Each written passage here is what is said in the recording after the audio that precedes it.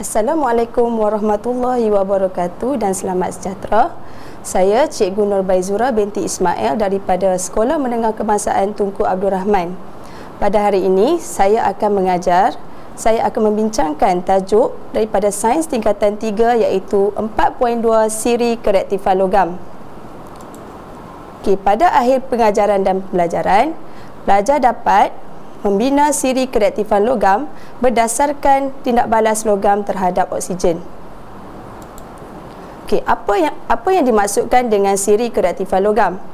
Siri kereaktifan logam adalah satu senarai logam yang disusun berdasarkan kereaktifannya terhadap oksigen.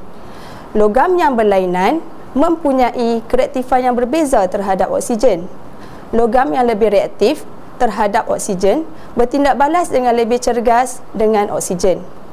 Jika murid-murid dapat lihat di bawah, ini ialah contoh siri kereaktifan logam. Siri kereaktifan logam ini disusun berdasarkan kereaktifan logam terhadap oksigen yang semakin bertambah.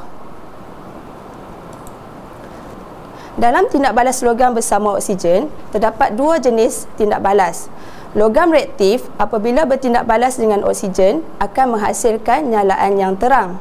Manakala logam yang kurang reaktif apabila bertindak balas dengan oksigen akan menghasilkan nyalaan yang malap. Jadi kita akan lihat selepas ini logam mana yang bertindak balas dengan nyalaan yang terang, manakala logam mana yang akan bertindak balas dengan nyalaan yang malap. Berikut adalah aktiviti daripada buku teks 4.3 iaitu eksperimen berkaitan dengan tindak balas logam terhadap oksigen. Radas disediakan seperti dalam gambar raja. Apa yang dapat kita lihat dalam eksperimen ini, kita memerlukan serbuk logam, wool kaca, hablur kalium manganat 7, kaki retort, tabung didih dan juga piring porselin. Dalam eksperimen ini, kita akan menggunakan 4 jenis logam yang berlainan iaitu kalium, aluminium, zinc dan juga plumbum. Dan kita akan lihat apa yang akan berlaku apabila keempat-empat logam ini dipanaskan. Berikut ialah pemerhatian yang kita akan dapat. Bagi kalium, apabila dipanaskan bersama dengan hablur kalium manganat, ia akan menghasilkan nyalaan yang amat cepat dan terang. Manakala aluminium apabila dipanaskan akan menyala dengan cepat dan terang. Zinc pula akan menghasilkan nyalaan yang perlahan, manakala plumbum hanya membara dengan malap. Jika kita lihat pada keputusan ini, kita dapat lihat perbezaan antara nyalaan-nyalaan yang dihasilkan apabila setiap logam dipanaskan. Ini menunjukkan bahawa kalium adalah logam yang paling reaktif kerana menghasilkan nyalaan yang amat cepat dan terang. Manakala aluminium, zinc dan plumbum adalah logam yang kurang reaktif berbanding dengan kalium.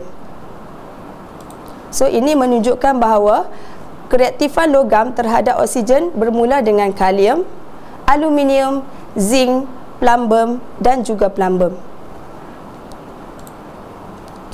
Berikut adalah siri kereaktifan logam yang mengandungi berbagai jenis logam yang mana terdapat kalium, natrium, kalsium, magnesium, aluminium, zinc, ferrum, stannum, plumbum, kuprum, merkuri, argentum dan juga aurum.